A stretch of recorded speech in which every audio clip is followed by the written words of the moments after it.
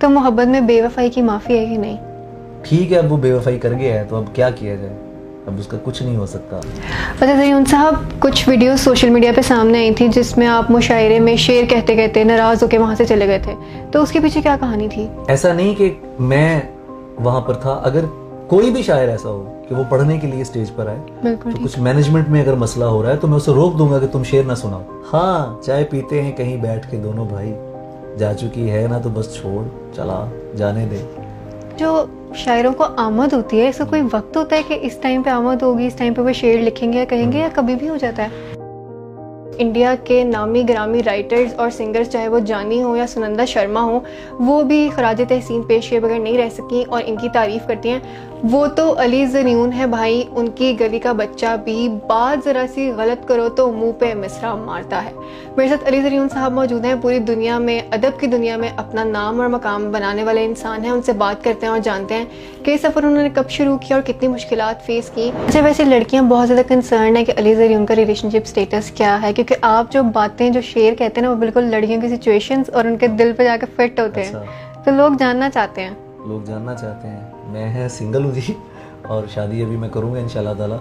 और बस मैं यही बताना चाहता हूँ कि ये बहुत ही पर्सनल सवाल है और मैंने कभी मतलब थोड़ा सा, मैं क्या कहूँ इस बारे में। मेरे नज़दीक शादी जो है वो दोस्ती जैसी कोई चीज़ है कि शादी आप वहाँ करें जहाँ मोहब्बत हो, एक तो सबसे पहली बात, और दूसरा ये कि आपकी जो पर्सनल स्पेस है उसको ना ख़राब किया जाए, तहस नहस ना किया जाए। तो बहुत सारी चीज़ें जो एक शादी की तरह जिसमें एक आपको पाबंद रह के रहना पड़ता है, तो मैं उनसे अवॉइड हूँ, ज़रा चालू हूँ उन चीज़ों से कि यार मुझे ये नहीं चाहिए। अच्छा, इंडिया में भी अगर बात की जाए तो बहुत फ़ैन फॉलोइंग है आपकी, इंडिया के लोग बहुत ज़्यादा पसंद करते हैं, आपको सुनते भी हैं। तो सुनंदा के बारे में आप क्या कहेंगे? इतनी अच्छी आपकी उनके साथ दोस्ती भी है, तो आपने इनको कोई गाने दिए हैं? सुनंदा शर्मा जो है मेरी बहुत अच्छी दोस्त है और सुनंदा बहुत अच्छी इंसान भी है, क्योंकि बीइंग ए फ्रेंड मैं उनको जानता हूँ। तो वो बहुत ही खूबसूरत रूह है, बिल्कुल ठीक है। बच्चों की तरह, जैसे होता है ना कि अगर वो किसी को देख ले, तकलीफ में देख ले, तो वो फौरन परेशान हो जाती हैं उसके लिए और प्रैक्टिकली उसके लिए हेल्प भी करती हैं, मदद भी करती हैं। गाना वो बहुत अच्छा गाती हैं और इतनी अच्छी आवाज़ है। अभी मुस्तकबिल में आप इंशाल्लाह ताला देखेंगे कुछ प्रोजेक्ट आ रहे हैं, तो जानी के साथ भी इंशाल्लाह काम करना है और वो कुछ चीज़ें, क्योंकि सारे दोस्त हैं। बिल्कुल। अली ज़रियून साहब, आपकी जो शख्सियत है वो एक तरह से, आपकी आवाज़ तो माशाल्लाह बहुत अच्छी है, लोग सुनते हैं, एक आपके बालों से लोग बहुत ज़्यादा मुतासिर हैं। ये मुझे बताएं कि शायर बनने से पहले, इतना फेम मिलने से पहले से ही आपका ये स्टाइल है या फिर बाद में आपने इसे अपनाया? जी, मैंने बाद में कुछ भी नहीं किया, बाल लंबे ही मुझे पसंद हैं। उसकी वजह ये कि कदीम दौर में भी मर्दों के बाल लंबे ही होते थे। ये बाद में अजीब अजीब कटिंग्स आ गई हैं, कोई ये कटिंग करवा रहा है, कोई वो करवाते रहे वो, लेकिन मुझे लंबे बाल पसंद हैं। शुरू से ही मेरा ध्यान ऐसा है और ये वो वाहिद चीज़ थी जिस पे मैं घर वालों के सामने भी डट गया था। तो शौक है बस एक, और वो शुरू से है, ऐसा नहीं कि बाद में कुछ। और वो आप पे सूट भी करते हैं, कुछ बहुत कम लोगों पे सूट करते हैं। बहुत शुक्रिया। अच्छा ज़रियून साहब, मुझे ये बताइएगा कि आपके नज़दीक मोहब्बत क्या है? तस्लीम का नाम है मोहब्बत। मोहब्बत ज़िंदगी है, सांस लेने के लिए ज़रूरी है। मोहब्बत फ़र्क करती है जानवर में, कि आप जानवर हैं, आप मतलब आप हैवान नहीं हैं। मोहब्बत ये फ़र्क करती है, इंसान को इंसान बनाती है मोहब्बत। अगर आप मोहब्बत नहीं करते हैं तो फिर आप ख़तरनाक लोग हैं, आप ख़तरनाक हैं मेरे नज़दीक। तो मैं इस बात पे पूरी रूह से यकीन करता हूँ कि मोहब्बत करनी चाहिए इंसान को। आजकल के जो लोगों में मोहब्बत है, आजकल हम यंग जनरेशन को देखें, यूथ जितने भी कपल्स हैं, उनकी मोहब्बत को देखें, तो आपको नहीं लगता कि वो डिफरेंट है? उन्होंने बस एक टाइम पास के लिए इसको मोहब्बत का नाम दे दिया हुआ है, ऐसा कुछ नहीं है? देखें, ज़्यादातर तो यही है और ये बदकिस्मती है। मैंने शेर में भी एक बात कही थी, इन्हीं चीज़ों को मैं टॉपिक आते हैं ज़्यादा, कि जानती भी हो उसको जिसकी हो गई हो तुम। मारिफत और जानना ज़रूरी है। एक बंदे का आपको पता नहीं है, मतलब आप मेरा इंटरव्यू तो कर सकती हैं, आप मुझे नहीं जानती हैं तो आप मेरा इंटरव्यू कर सकती हैं। एक बंदा जिसको आप नहीं जानती हो, आप उसकी मोहब्बत में गिरफ्तार नहीं हो सकती। एक आदमी जो है वो आप उसको पता ही नहीं है आपको कि ये आदमी कौन है। यहाँ ये हो रहा है कि आपको एक आदमी का अंदर नहीं पता, उसकी सेल्फ डायमेंशंस का नहीं पता, और आप लुक को देख के या उसके जो सोशल स्टेटस है उसको देखकर आप कहते हैं नहीं जी मोहब्बत हो गई है।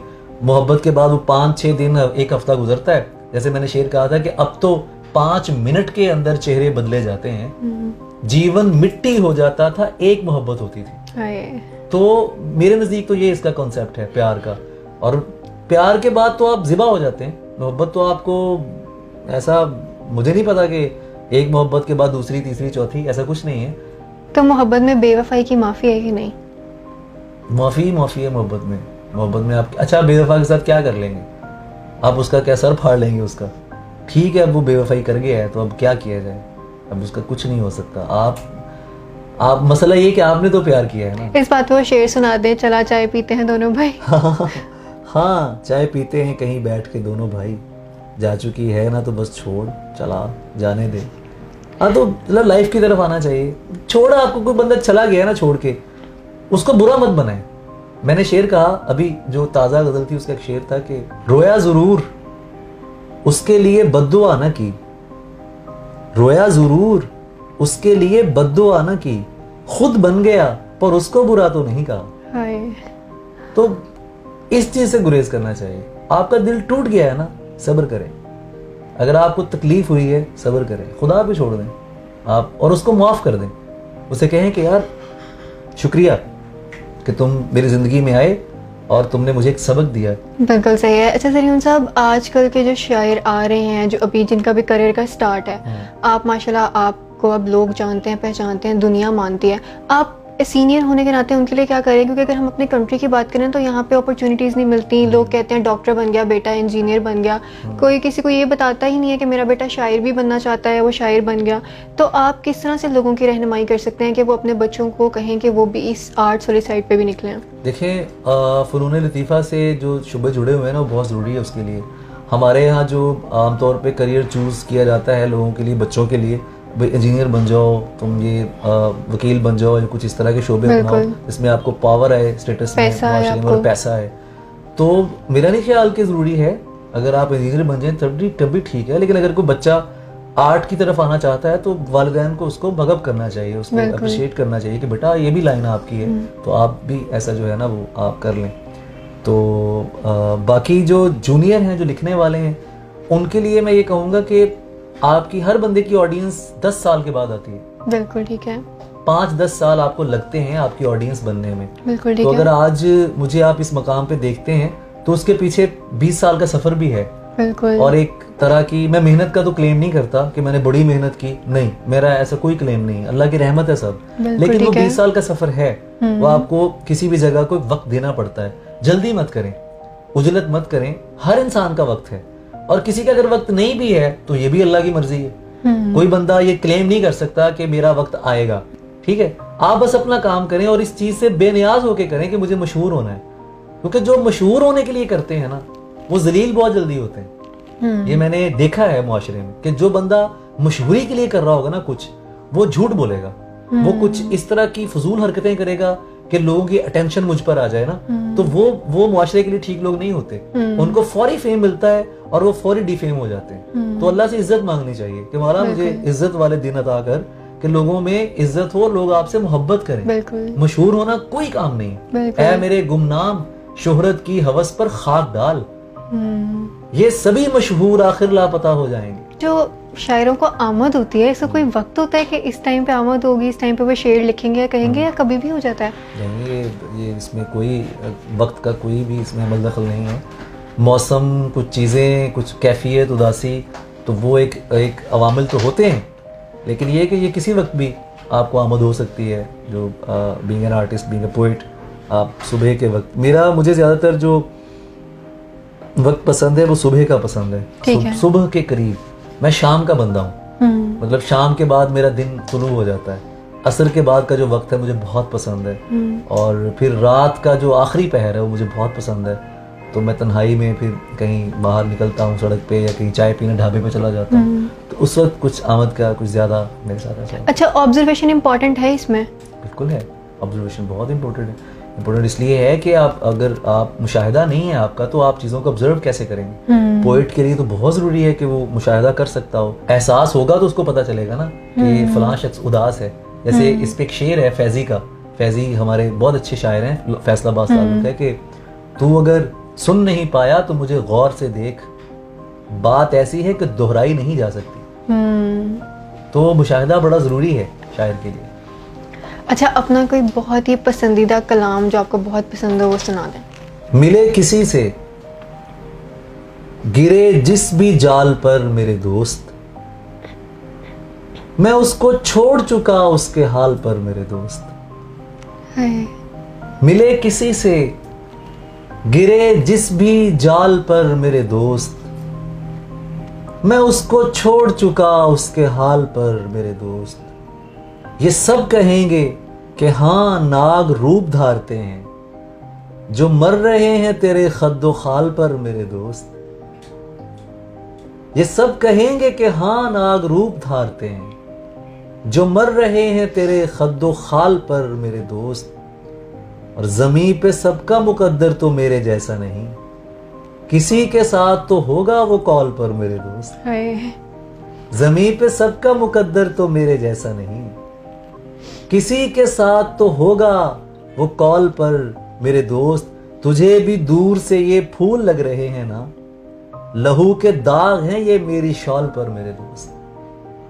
और जगह बदलते हुए देर तो नहीं लगती, जगह बदलते हुए देर तो नहीं लगती, दोबारा तंज न करना निढाल पर मेरे दोस्त। मैं उसको छोड़ चुका उसके हाल पर मेरे दोस्त। क्या बात है सर, बहुत खूब। Thank you so much. जाते जाते क्या पैगाम देना चाहेंगे आप हमारी ऑडियंस को? यार प्यार करें, बर्दाश्त करना सीखें, बर्दाश्त करना सीखें, एक दूसरे के मौकिफ को बर्दाश्त करना सीखें। और जज मत करें किसी को उसके हुलिये से, उसकी अपीयरेंस से, मिले बगैर जज मत करें। और सोशल मीडिया का एतबार ना करें, जब तक किसी से मिल ना लें उसके बारे में राय खुद भी मत बनाएं और लोगों को भी मत बताएं, ठीक है। बगैर तहकीक के कभी किसी बात पे यकीन ना करें, किसी शख्स के बारे में भी हो। और अगर आपको किसी का कुछ ऐप पता चल जाए तो उस पर आप कोशिश करें कि उस पर पर्दा डालें, उसको फैलाएं नहीं। पता नहीं साहब, कुछ वीडियो सोशल मीडिया पे सामने आई थी जिसमें आप मुशायरे में शेर कहते कहते नाराज होकर वहां से चले गए थे, तो उसके पीछे क्या कहानी थी? एक मुशायरे में ऐसा हुआ था। ठीक है, ये एक मुशायरा था तो हम वहाँ पर गए जी। मैं नाराज हुआ था, बिल्कुल हुआ था, और मैं नाराज होके ही उठा था।